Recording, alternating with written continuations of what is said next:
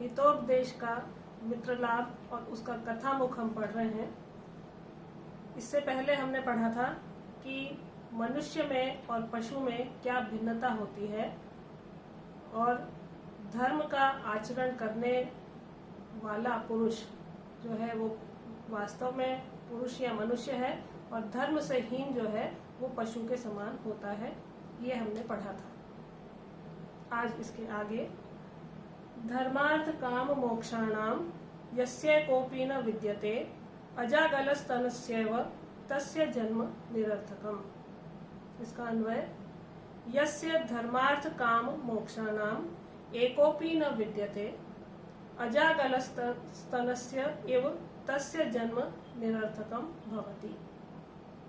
यस्य जिसके या जिस मनुष्य के धर्मार्थ काम मोक्षाणाम, धर्म अर्थ काम और मोक्ष ये हमारी संस्कृति में 4 पुरुषार्थ बताए गए हैं। तो ये इनमें से एकोपि न विद्यते, कोई एक भी यदि विद्यमान नहीं होता है या मनुष्य के जीवन में इन 4 पुरुषार्थों में से कोई एक भी नहीं होता है तो अजागलस्तनस्य, अजा यानी बकरी के गले में जो स्तन जैसा लटकता है वो उसके समान तस्य जन्म निरर्थकम भवति, उसका जन्म, उस मनुष्य का जन्म निरर्थक होता है। तो उस पुरुष का जन्म बकरी के गले में जो स्थित है वो दूध रहित जो स्तन सा लटकता है उसके समान, वो किसी काम का नहीं है। उसी प्रकार मनुष्य भी किसी काम का नहीं है यदि उसने 4 पुरुषार्थों में से किसी एक भी पुरुषार्थ को अपने जीवन में नहीं उतारा है। वस्तुतः तो 4 ही धर्म अर्थ काम और मोक्ष मनुष्य के जीवन में पुरुषार्थ है और इनका उपयोग होना चाहिए, लेकिन इनमें से यदि एक भी किसी पुरुष में विद्यमान नहीं है तो उसका जन्म उसी प्रकार निरर्थक है जैसा बकरी के गले में दूध रहित स्तन लटकता रहता है। इसमें व्याकरण है धर्मार्थ काम मोक्षाणाम, धर्मश्च अर्थश्च कामश्च मोक्षश्च इति धर्मार्थ काम मोक्षम मोक्षाणाम। और इसमें द्वंद्व समास है। ये 4 पुरुषार्थ भारतीय संस्कृति में बताए गए हैं। और दूसरा शब्द है निरर्थकम, निर्गतः अर्थः यस्मात् तत् इति निरर्थकम, और इसमें बहुव्रीहि समास है। इसके बाद अगला श्लोक है आयु कर्म च वित्तं च विद्या निधनमेव च पंचैतान्यपि सृज्यन्ते गर्भस्थस्यैव देहिनः। विधिना आयु कर्म च वित्तं च विद्या निधनमेव च एतानि 5 अपि गर्भस्थस्य एव देहिनः सृज्यन्ते। विधिना विधि के द्वारा, विधाता के द्वारा 5 चीजें यहाँ पर बताई गई हैं। आयु कर्म वित्तं च विद्या निधनमेव। पहली है आयु, दूसरा है कर्म, तीसरा है वित्त, चौथा है विद्या और 5वां है निधन। तो आयु कर्म धन आदि जो संपत्ति है, ज्ञान विद्या विविध शास्त्रों का ज्ञान और उसकी मृत्यु।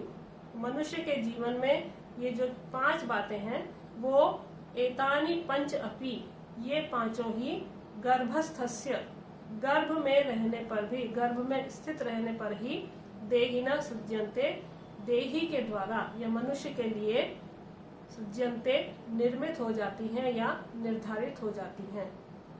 तो बच्चा जब गर्भ में रहता है, जब उसका जन्म होने वाला है, उसी समय उसकी 5 बातों का निर्धारण विधाता कर देता है। और वो 5 बातें हैं आयु कर्म वित्त विद्या और निधन।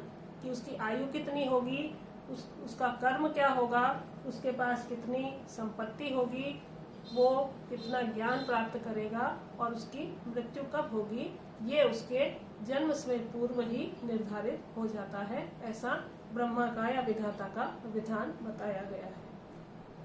तो जीवन में भाग्य की जो भूमिका है उसके विषय में इस श्लोक में वर्णन किया गया है। और इसमें व्याकरण है सृज्यन्ते शब्द आया है, और इसमें सृज धातु में लट लकार का प्रयोग हुआ है। देहिनः, देह विद्यते अस्य इति देहिनः, और इसमें देह शब्द से इन्हीं प्रत्यय का प्रयोग हुआ है और उससे देहिनः शब्द बना है। इसके बाद अगला श्लोक है अवश्यम भाविनो भावा भवन्ति महतामपि नग्नत्वं नीलकंठस्य महाहिशयनम हरेः। अब इसमें भी भाग्य के बारे में बताया गया है कि महताम अपि अवश्यम भाविनो भावा भवन्ति। महताम अपि, महान पुरुषों के जीवन में भी अवश्यम भाविनो, अवश्य रूप से या आवश्यक रूप से जो होने वाले भाव हैं या जो सुख और दुख आदि हैं वो भवंती, वो होकर ही रहते हैं। तो यहाँ भाग्य के विषय में बताया गया है कि भाग्य न तो धनी को देखता है और न निर्धन को देखता है, सज्जन को भी नहीं देखता और दुर्जन को भी नहीं देखता, महान हो या छोटा आदमी हो वो भी वो नहीं देखता है। यहाँ ये बताया गया है कि महताम अपि, जो महापुरुष हैं, महान हैं, उनके जीवन में भी जो अवश्यम भावी है, जो होने वाला है, वो भवंती, वो होकर ही रहता है, चाहे वो सुख हो चाहे दुख हो। और उसके लिए उदाहरण यहाँ दिया गया है नीलकंठस्य नग्नत्वम। नीलकंठ जो भगवान शिव हैं वो नग्नत्वम, उनका नग्न रहना, और हरे जो विष्णु हैं उनके महाहिशयनम च, उनका शेष नाग पर शयन करना, ये दोनों विधि का ही विधान है कि कितने भी ऐश्वर्य युक्त हो या प्रतापी हो, महान पुरुषों को भी संसार में सुख और दुख के भावों को सहन करना पड़ता है। जैसे कि शिव जो स्वयं भगवान है उनको भी वस्त्रों के अभाव में नग्न रहना पड़ता है, और भगवान विष्णु को जो स्वयं इतने समृद्ध हैं, पालक हैं, उन्हें भी शैया के अभाव में शेष नाग पर शयन करना पड़ता है। तो इस पद्य का भाव ये बताया गया है कि विधि ने जो निश्चित किया है वो अवश्य होकर ही रहता है। उसके समक्ष या विधि के विधान के समक्ष न तो कोई छोटा है और न कोई बड़ा है। और यहाँ पर शिव और विष्णु का दृष्टांत देकर समझाया गया है कि विधि के विधान के आगे सभी नतमस्तक हैं, और वो जो स्थिति उत्पन्न करता है उसमें रहने को बाध्य होना पड़ता है। तो फिर जब विधाता भगवान शिव और विष्णु भी विधि के आगे नतमस्तक है या उन्हें भी ऐसा करना पड़ता है, तो सामान्य व्यक्ति की तो बात ही क्या है।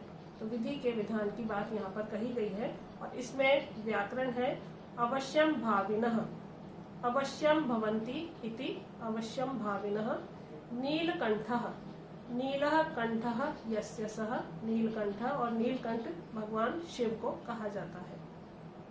शयनम, इसमें शी धातु है और उससे लिट प्रत्यय लगाकर शयनम शब्द बना है। इसके बाद आज का अंतिम श्लोक है यद भावी न तद भावी, भावी चेन्न तदन्यथा, इति चिंता विषग्नोयम गदः किम न पीयते। अन्वय इसका यद अभावी तद न भावी। यद अभावी, जो अभावी नहीं होने वाला है, भविष्य में जो नहीं होने वाला है, तद न भावी, वो किसी भी प्रकार से न भावी नहीं होगा। अर्थात जो निश्चित है कि नहीं होना है वो नहीं होगा। और यत भावी तत् भवति, और जो होने वाला है तत् भवति, वो होकर ही रहेगा, किसी भी प्रकार से वो टलेगा नहीं। तत् अन्यथा न भवति, और अन्यथा न भवति, उससे अन्यथा, उससे अतिरिक्त और कुछ नहीं होगा। अर्थात जो होना है वो होकर रहेगा और जो नहीं होना है वो किसी भी हाल में नहीं होगा। इससे अतिरिक्त और कुछ नहीं है या इससे अतिरिक्त और कुछ नहीं होगा। इति अयम चिंता विषग्नम, ऐसे चिंता विषग्नम, चिंता रूपी जो विष है, जहर है, उसको विषग्नम, उसको मारने वाला, उसको समाप्त करने वाला, अगदह, जो औषधि है, किम न पीयते, क्यों नहीं पी जाती है, उसका सेवन क्यों नहीं किया जाता है। तो जो शरीर धारण करने वाले हैं उनके संदर्भ में बताया गया है कि जो होने वाला कार्य है वो होकर रहेगा और जो नहीं होने वाला है वो किसी भी स्थिति में कितना भी प्रयास कर लिया जाए वो नहीं होगा, क्योंकि भाग्य के अधीन है सब। इसलिए चिंता रूपी विष को नष्ट करने वाली जो औषधि है, चिंता को समाप्त करने वाली जो दवा है, उसका सेवन क्यों नहीं किया जाता, अर्थात उसका सेवन करना चाहिए, चिंता नहीं करनी चाहिए, क्योंकि चिंता करने से कुछ नहीं होता है। जो होना है वो होकर रहेगा और जो नहीं होना है वो कितने भी प्रयास किए जाए नहीं होगा।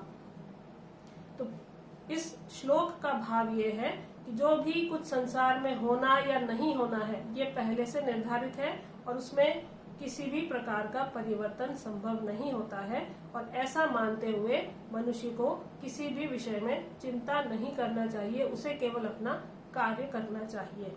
तो मानव जो है उसे कर्मशील रहना है, पुरुषार्थों की ओर प्रवृत्त होना है, ये इस श्लोक का आशय है।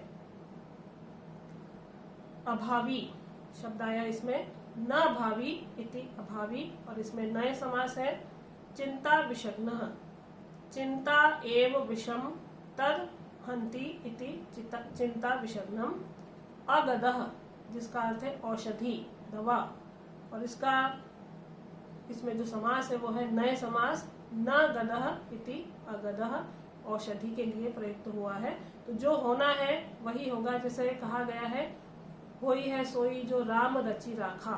तो जो विधान है वो निर्धारित है, उसमें हम परिवर्तन नहीं कर सकते हैं। तो इसलिए किसी प्रकार की चिंता नहीं बल्कि चिंतन करना चाहिए कि हम कार्य कैसे करें, आगे कैसे प्रवृत्त हों। ये यहाँ पर शिक्षा प्रदान की गई है।